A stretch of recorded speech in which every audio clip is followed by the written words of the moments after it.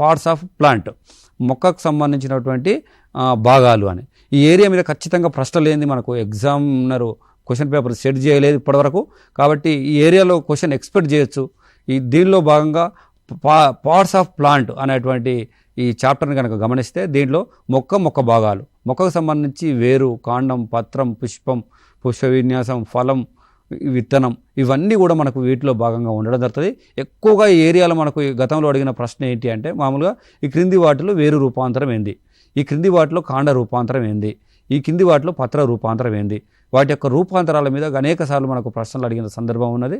కాబట్టి ఈ ఏరియా మీద స్పెషల్ ఫోకస్ చేయాలి. ఈ యూనిట్లో ఎక్స్పెక్టెడ్ ఏరియా క్వశ్చన్ పడే అవకాశం ఉన్నటువంటి ఏరియా ఏంటంటే ఈ చాప్టర్గా మనం చెప్పుకోవచ్చు. తర్వాత ఇదే చాప్టర్లో మరొక ముఖ్యమైనటువంటి చాప్టర్, క్వశ్చన్ పేపర్లో క్వశ్చన్ లేకుండా ఉండదు, ఇది ఖచ్చితంగా ఈ ఏరియా నుంచి వస్తుంది. ఆ ఏరియా వచ్చేసి ఫోటోసింథసిస్, కిరణజన్య సంయోగక్రియ. ఈ ఏరియా మీద కూడా రిపీటెడ్గా ప్రశ్నలు మనకు అడగడం జరుగుతుంది. ఖచ్చితంగా ఫోటోసింథసిస్ అనేటువంటి చాప్టర్ మీద మంచి పట్టు సాధించాల్సిన అవసరం ఉంటుంది.